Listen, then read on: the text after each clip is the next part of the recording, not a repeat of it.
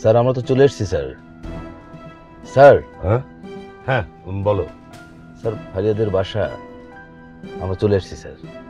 হ্যাঁ ও হ্যাঁ, তাহলে কি স্যার গাড়ি ভিতরে ঢুকে ফেলবো? না না, গাড়ি ভিতরে নেওয়ার দরকার নেই, তুমি এখানেই থাকো, আমি নেমে গেলে গাড়িটা নিয়ে চলে যাবে, ঠিক আছে? কিন্তু স্যার একটা কথা বলি, আপনি যদি এভাবে নেমে পড়েন বা যান তাহলে তো অন্য মানুষের খেয়াল করতে পারে। সচিবালয়ে আমার নামে গরু আর বাঘে একসাথে পানি খাই। তোর পুলিশের খেলা, তোর মন পুলিশ পুলিশ। জামিল স্যার তুমি কিছু বললে? না স্যার কিছু বলিনি তো। তাহলে কি স্যার নামবেন? দাঁড়াও, আগে একটা ফোন করে নি। আচ্ছা ঠিক আছে স্যার।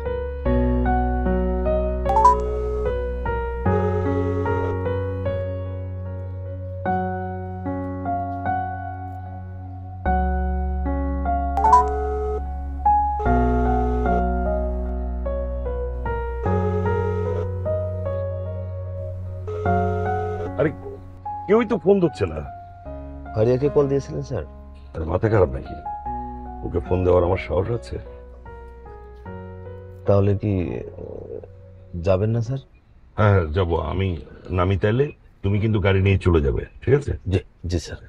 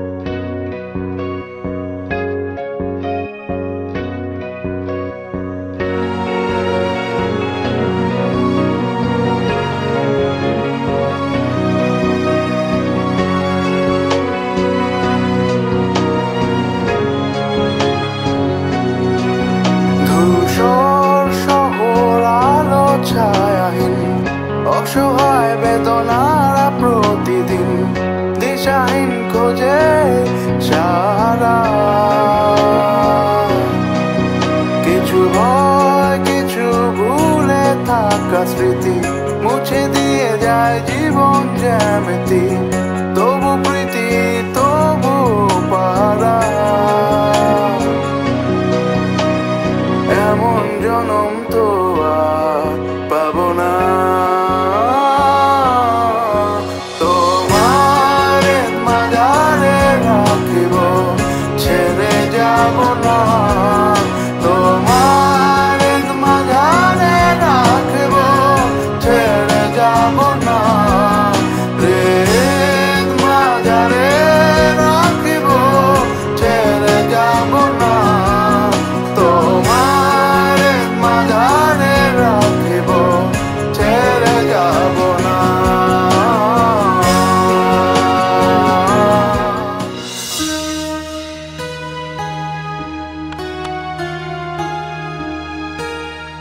কি হয়েছে নীলা? মাথা ব্যথা করতেছে। চলো নিচে যাই, নিচে সবাই রবিলের বার্থডে সেলিব্রেশন করতেছে। আমার মাথা ব্যথা করতেছে, আমি যেতে পারতেছি না, তুমি যাও। আচ্ছা শোনো না, ওই ক্যান্টিন থেকে আসার সময় একটু সিঙ্গারা সমুচা নিয়ে এসো প্লিজ। কেন তুমি লাঞ্চ করো নাই? তুমি পারবা নাকি অন্য কাউকে পাঠাবো? না আমিই পারবো।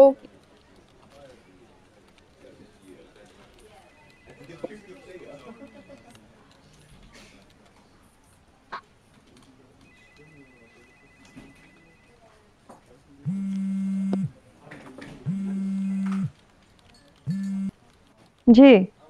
আচ্ছা নীলা, তুমি ঠিক কোন অফিসে চাকরি করো বলো তো? এটা কোন ধরনের কথা হলো পিকলু ভাই? না সকাল থেকে তো তোমাকে অফিসে দেখলাম না, আর অন্যদিনও বেশিরভাগ সময় থাকো অফিসের বাইরে। তা কোথায় জব নিয়েছো বলো তো? আমি অলরেডি আমার ডেস্কের সামনে বসে আছি। কাজে মনোযোগ দাও আর আমার রুমে একটু আসো প্লিজ। জি। বাইরে আর বাইরে।